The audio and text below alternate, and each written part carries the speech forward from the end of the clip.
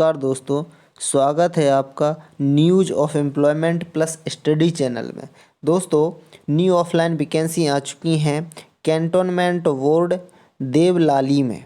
यहाँ पर new vacancy आ चुकी हैं। चलिए मैं आपको वैकेंसी डिटेल्स से लेकर फॉर्म कैसे भरना है, बैंक डिमांड ड्राफ्ट कैसे बनवाना है, सारी जानकारी इस वीडियो में दूंगा। बस अंत तक बने रहना। ये वैकेंसी 7 दिसंबर 2022 को पब्लिश की गई थी, लेकिन इनकी लास्ट डेट रखी जाएगी 13 जनवरी 2023। यानी काफ़ी टाइम है। 13 जनवरी 2023 तक आवेदन कर देना। 13 जनवरी से पहले ही कर देना, क्योंकि ऑफलाइन फॉर्म है तो 5 या 6 दिन पहले ही भरना चाहिए, क्योंकि पहुंचने में भी समय लगता है। और कुछ राज्य हैं उन्हें एक्स्ट्रा टाइम भी मिला है 31 जनवरी तक, जैसे कि आप देख लेना। यहाँ से इन्होंने बताया है कैंडिडेट नागालैंड है, त्रिपुरा है, सिक्किम है, जम्मू कश्मीर है और काफ़ी सारे हैं। चलिए आगे देख लेते हैं। जनरल सर्जन की वैकेंसी है। जैसे जनरल सर्जन की एक वैकेंसी है, वो भी जनरल के लिए है। और जनरल फिजिशियन की एक वैकेंसी है जनरल के लिए। और आगे देखते हैं ONG स्पेशलिस्ट है, इसकी 2 वैकेंसी हैं, वो दोनों ही जनरल के लिए हैं। आगे देखते हैं आगे किसकी है। पीडियाट्रिशन के लिए एक पोस्ट है, जनरल के लिए है। और एनीथेटिस्ट की एक वैकेंसी है। और आगे देखते हैं ऑप्थोमोलॉजिस्ट की एक वैकेंसी है जनरल के लिए। डेंटल सर्जन की एक वैकेंसी है जनरल के लिए। लैब टेक्नीशियन की एक वैकेंसी है जनरल के लिए। और असिस्टेंट हेल्थ इंस्पेक्टर की एक वैकेंसी है जनरल के लिए। चौकीदार की 2 वैकेंसी है, जिसमें एक जनरल के लिए है और एक OBC के लिए है। हाँ, आगे चलते हैं। आगे डेंटल सर्जन की है। डेंटल सर्जन की बता चुका हूँ। लैब टेक्नीशियन की, असिस्टेंट, चौकीदार, लेबोरेटरी अटेंडेंट की एक वैकेंसी है जनरल के लिए। असिस्टेंट मैकेनिक की एक वैकेंसी है जनरल के लिए। फिटर की एक वैकेंसी है जनरल के लिए। और केमिकल मजदूर की एक वैकेंसी है जनरल के लिए। वॉलमैन की एक वैकेंसी है जनरल के लिए। जूनियर इंजीनियर की एक वैकेंसी है जनरल के लिए। असिस्टेंट ड्राफ्ट्समैन की 2 वैकेंसी हैं, दोनों ही जनरल के लिए हैं। और क्लीनर की 2 वैकेंसी हैं, एक जनरल की और एक OBC की है। और कारपेंटर के लिए एक जनरल की एक वैकेंसी है, और वो भी जनरल के लिए। पेंटर की एक वैकेंसी जनरल के लिए। मजदूर या हेल्पर की है तो 2 वैकेंसी है, इसमें एक जनरल के लिए और एक OBC के लिए। आप लोग घबराए ना, जो वैकेंसी जनरल के लिए है उसमें किसी भी कैटेगरी का बंदा आवेदन कर सकता है, यानी कि SC ST OBC EWS कोई भी हो, वो जनरल से फॉर्म डाल सकता है। बशर्ते क्या है कि उसकी एज और उसे जो भी आरक्षण में जो भी छूट मिलती है, एज हो या क्वालिफिकेशन हो या जो भी हो, फीस वगैरह, तो वो छूट नहीं मिल पाती है बस। हाँ, आवेदन ज़रूर कर सकता है। एज लिमिट इन्होंने बताई दी है, क्योंकि कुछ पोस्ट हैं जो ऊपर दी थी उन्होंने, वो 23 से 35 वर्ष है। 23 से 35 और दूसरी है 21 से 30 वर्ष के लिए। चलिए आगे देखते हैं। 13/1/23 तक पहुंचना चाहिए उन्होंने बताई दिया है। और एज में छूट भी दी है। जैसे इन्होंने OBC के लिए 3 वर्ष की छूट है, SC ST के लिए 5 वर्ष की छूट है, PH कैंडिडेट के लिए और भी छूट है। चलिए मैं जल्दी जल्दी देख लेता हूँ। और आगे post reserved for physical disability PH candidate के लिए एप्लीकेशन फ़ी, इसे ज़रूर देख लें, क्योंकि फ़ीस थोड़ी ज़्यादा है। और हाँ, एक बात ज़रूर है, जिस ऑफलाइन फॉर्म में जैसे फ़ीस ज़्यादा होती है तो फॉर्म भी कम डलते हैं, इसलिए अच्छी बात भी होती है एक, लेकिन इन थोड़ी पैसे की दिक्कत होती है, इसलिए। हाँ, OBC candidate general EWS OBC के लिए 700 रुपये रहेगी। और फीमेल या फिर SC या ST या PH या ट्रांसजेंडर कैंडिडेट के लिए 350 और एक्स सर्विसमैन के लिए 400 रुपये। हाँ, चलिए आगे देखते हैं। हाँ, लेकिन इसे भेजना कैसे, इसे ज़रूर देख लें आप, क्योंकि डिमांड ड्राफ्ट भरवाना है। डिमांड ड्राफ्ट इन्होंने स्पष्ट लिखा है कि डिमांड ड्राफ्ट भरवाना है in favour of chief executive officer cantonment board Devlali payable, यानी इसके फेवर में चीफ एग्जीक्यूटिव ऑफिसर के फेवर में डिमांड ड्राफ्ट बनवाना है। आपको कुछ नहीं करना है, बैंक में जाना, वहाँ पर बता देना कि मुझे डिमांड ड्राफ्ट बनवाना है। वो पूछेंगे किसके फेवर में, तो आपने इन्हें फेवर बता देना है कि इनके फेवर में बनवाना है, वो बना देंगे। चलिए आगे देखते हैं। यहाँ इन्होंने डॉक्यूमेंट्स वगैरह की बता दिया है कि कौन कौन से डॉक्यूमेंट्स लगाना है। नंबर ए यानी फर्स्ट ए में इन्होंने सर्टिफिकेट मार्कशीट यानी जो भी क्वालिफिकेशन एजुकेशन क्वालिफिकेशन है उसे लगाना है। फिर बी में क्या करना है, स्कूल लिविंग सर्टिफिकेट या डेट ऑफ बर्थ के लिए आप मार्कशीट वगैरह जो भी प्रूफ लगाना चाहो वो लगा देना। फिर सी में टू सेल्फ एड्रेस एनवेलप यानी 2 छोटे लिफाफे होते हैं, उनमें 30 रुपये का पोस्टल स्टाम्प लगाना है और उनमें स्टाम्प तो लगाना है लेकिन स्वयं का पता लिख कर रखना है दोनों को। तो 2 सेल्फ एड्रेस एनवेलप के समझ गए होंगे आप लोग। और पॉइंट डी में है 3 लेटेस्ट पासपोर्ट साइज फ़ोटोग्राफ यानी 3 फोटोग्राफ आपको अटेस्टेड करके बैक साइड ऑफ फोटोग्राफ यानी कि 3 फोटो बैक साइड अटेस्ट करके यानी नाम फादर्स नेम लिखकर यानी इसी के साथ रखना है। उनके एक्स सर्विसमैन ये छोड़िए, इन केस ऑफ विंडो जो एक्सपीरियंस सर्टिफिकेट। पॉइंट जी में है एक्सपीरियंस सर्टिफिकेट इफ़ यानी यदि हो तो, नहीं हो तो कोई दिक्कत नहीं है। एच में देखते हैं photo copy of caste certificate attested जरूर करना है, डॉक्यूमेंट्स अटेस्टेड बिना करे मत भेजना और कास्ट सर्टिफिकेट है। और आई में है नॉन क्रीमिलियर सर्टिफिकेट, ओबीसी के लिए आय प्रमाण पत्र भी लगा देना आप लोग ओबीसी कैंडिडेट, क्योंकि उन्होंने कहा है तो क्रीमिलियर नॉन क्रीमिलियर का पता तो तभी लगेगा जब आप लोग आय प्रमाण पत्र लगाएंगे। और जे में एलिजिबिलिटी सर्टिफिकेट ऑफ वीकली, चलो कोई दिक्कत नहीं, ईडब्ल्यूएस एडमिट कार्ड तभी आएगा। और उन्होंने बताया वेबसाइट पर देख लेना डेट और टाइम। हाँ, मोड ऑफ सिलेक्शन की प्रोसेस देख लें, प्रक्रिया क्या है। ए में इन्होंने कुछ पोस्ट बता दी हैं जैसे जनरल सर्जन वगैरह जो ऊपर दी थी, इनके लिए कह रहे हैं कि इंटरव्यू और पर्सनालिटी टेस्ट होगा। और lab technician, assistant, health inspector, चौकीदार, इसके लिए इनके लिए टेस्ट होगा। इसमें 100 क्वेश्चन होंगे, 90 मिनट का टाइम रहेगा और 300 मार्क्स का होगा, यानी कि लगभग 1% 3 नंबर का रहेगा। OMR सीट रहेगी, बाईलिंगुअल रहेगा यानी हिंदी और इंग्लिश दोनों भाषा में प्रश्न दिखेंगे आपको। चलिए आगे चलते हैं। और कुछ पोस्ट और भी शेष रह गई जैसे कि केमिकल मजदूर, क्लीनर, कारपेंटर, पेंटर है, मजदूर या हेल्पर इनके लिए भी वही पेपर रहेगा, लेकिन इनमें अंतर इतना है कि इनमें 2 रहेंगे। पहला पेपर होगा, दूसरा स्किल टेस्ट। पेपर में वही 90 मिनट का टाइम रहेगा, 100 क्वेश्चन रहेंगे और 300 मार्क्स का पेपर रहेगा।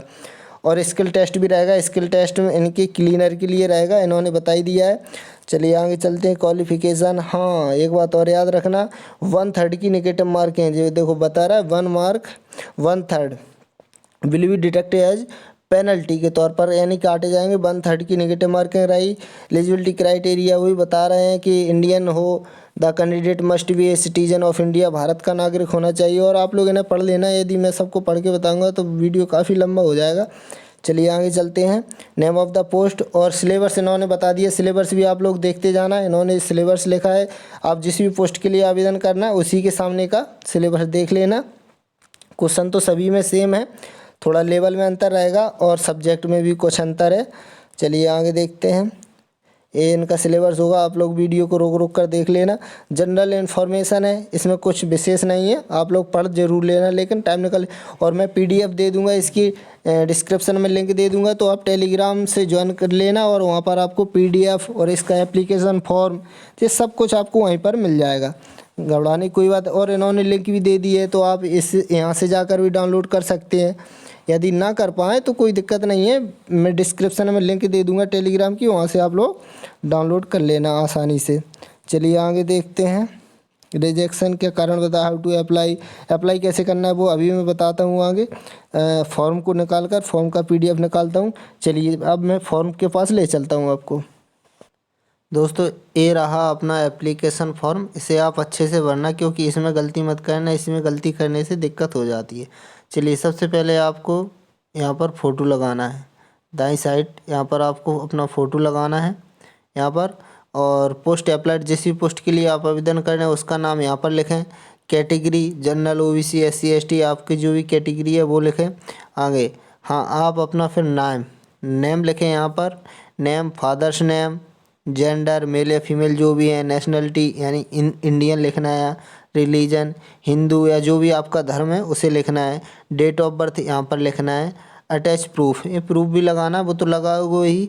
और 13/1/2023 के अनुसार आप अपनी एज निकाल लेना। यदि आप ऐसे एज ना निकाल सकें तो गूगल पर एज कैलकुलेटर सर्च कर देना, वहाँ से आप अपनी बर्थ यहाँ पर महीने, यहाँ पर दिन, कितने वर्ष, कितने दिन, कितने महीने के हो चुके हैं, ये सभी लिख देना। चलिए आगे चलते हैं। परमानेंट एड्रेस, यहाँ पर आपको अपना परमानेंट एड्रेस लिखना है। परमानेंट एड्रेस और करस्पॉन्डिंग एड्रेस, स्थाई पता होता है, हालांकि कुछ लोगों का सेम ही रहता है तो सेम ही भर देंगे दोनों जगह। चलिए आगे चलते हैं। मोबाइल नंबर, फिर यहाँ पर आपको अपना मोबाइल नंबर लिखना है और ईमेल आईडी लिखना है और category specify if attach certificate, certificate के साथ कैटेगरी लिखना है कि आप किस कैटेगरी से बिलोंग करते हैं।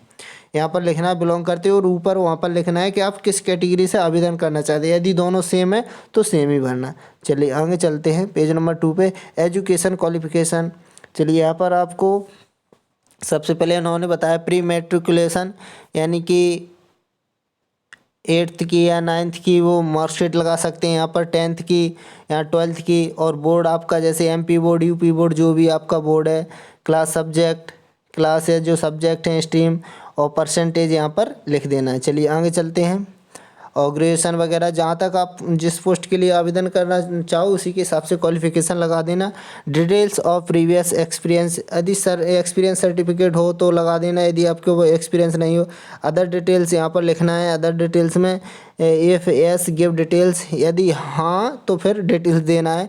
यहाँ पर तो जनरली सभी को ना करना है, और जिनको हाँ है, कोई केस वगैरह है लॉ अगेंस्ट यू, तो उन्हीं को हाँ करना है, नहीं तो सभी को ना करना है, स्टूडेंट हैं अपन लोग।